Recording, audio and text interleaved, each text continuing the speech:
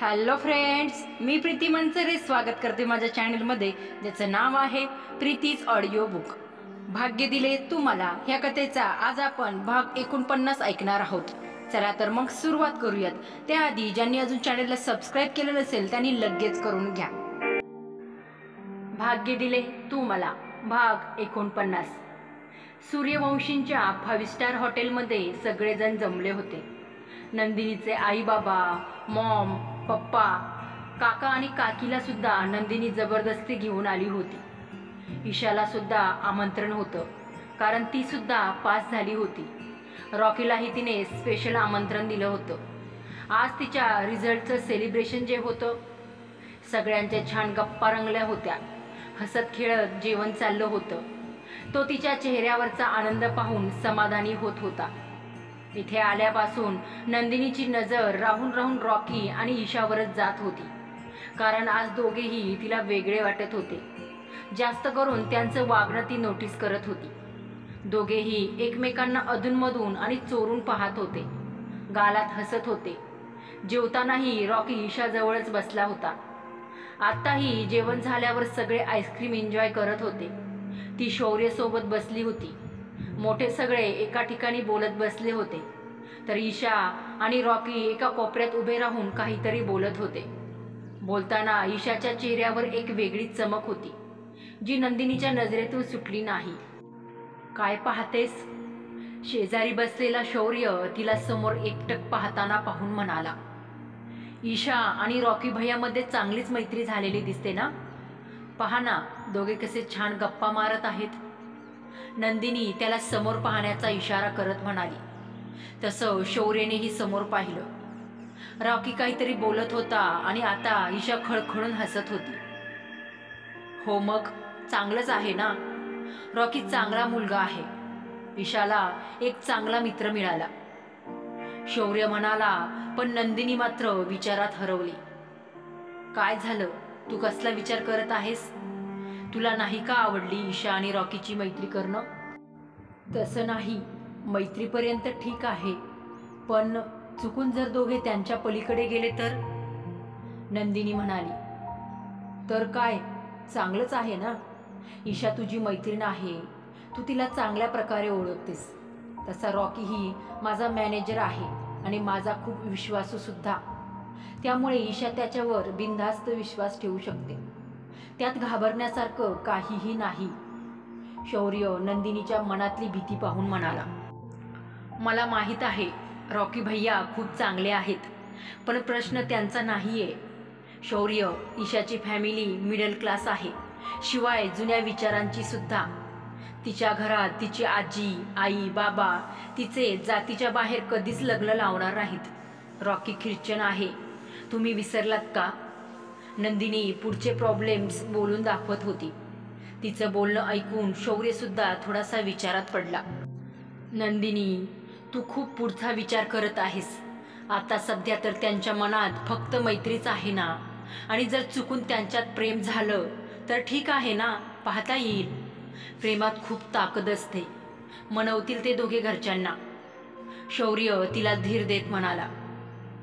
Hope so, सगळं तसंच होऊ दे, कारण यावेळी जर तिचं मन तुटलं ना तर तीच पूर्णपणे तुटून जाईल.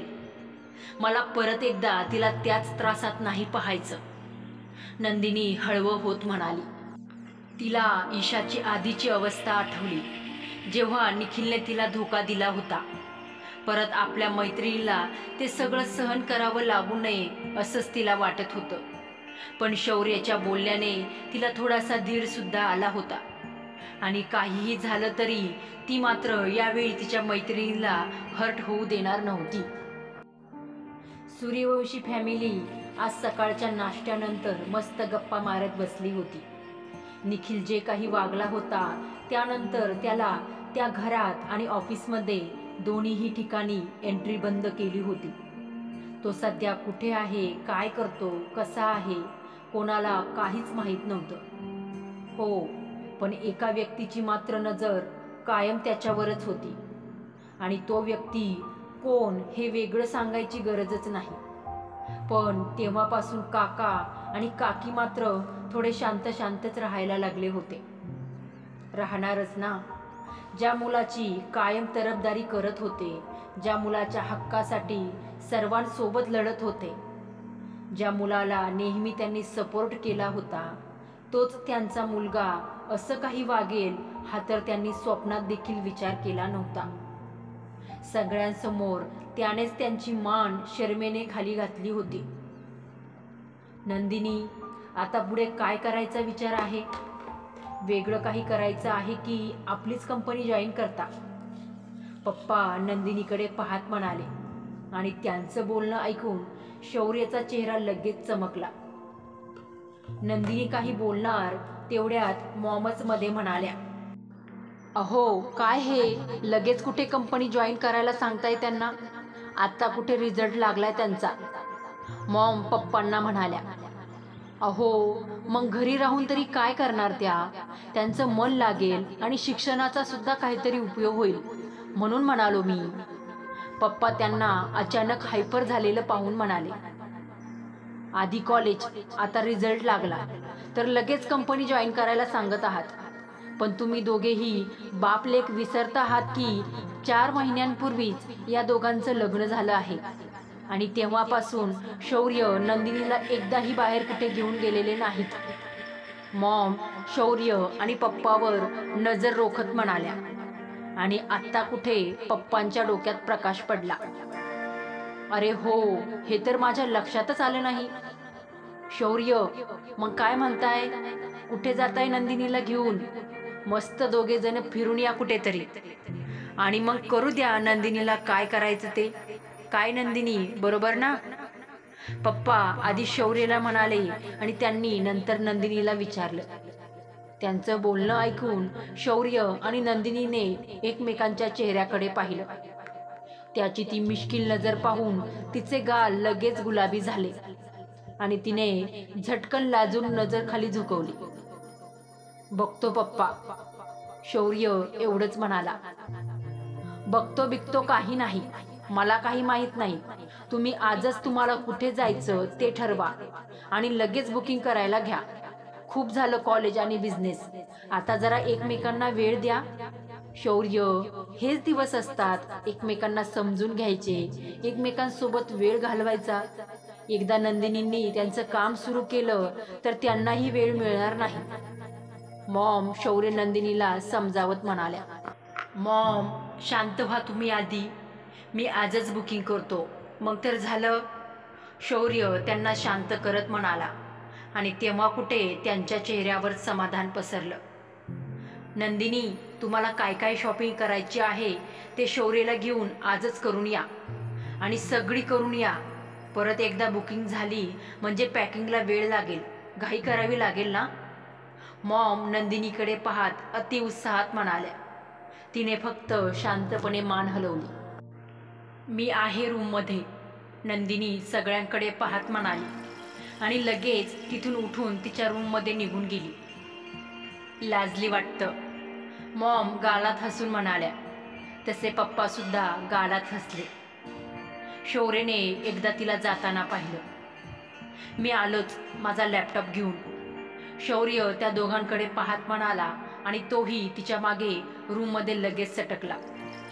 तो गेला तशी आता मॉम आणि पप्पा एकमेकांकडे पाहून समाधानाने हसले.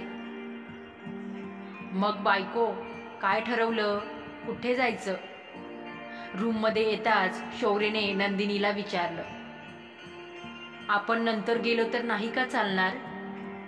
ती त्याच्याकडे पाहत थोडीशी अडखळत म्हणाली आणि तिचं बोलणं ऐकून त्याचा चेहरा लगेच पडला.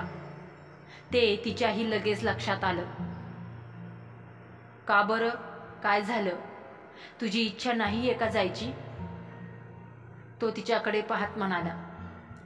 नाही, तसं नाही, पण तिला काय बोलावं तेच समजत नव्हतं. खरं तर तिला अजून तिच्या फिलिंग्स समजल्याच नव्हत्या. त्यात असं बाहेर जायचं, तेही दोघांनीच, तिला थोडंसं अवघडल्यासारखं वाटत होतं.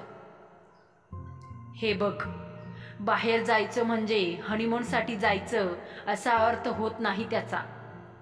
आपण आपल्या नात्याची नवीन सुरुवात करायचं ठरवलं आहे ना, मग असं समज आपण एकमेकांना समजून घेण्यासाठी तिकडे जात आहोत.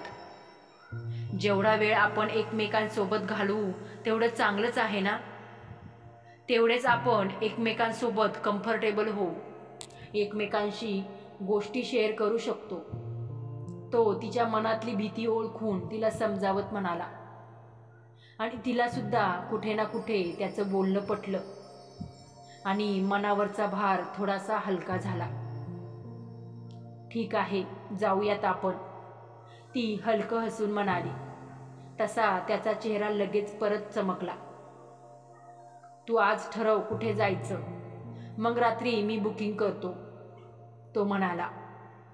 ओके, सांगते मी तुला, ती म्हणाली. तसा तो तिचा निरोप घेऊन ऑफिसला निघून गेला. कथेचा हा भाग इथेच संपतो. भेटूयात पुढील भागात. तोपर्यंत कथा आवडत असेल तर लाईक आणि शेअर करायला विसरू नका.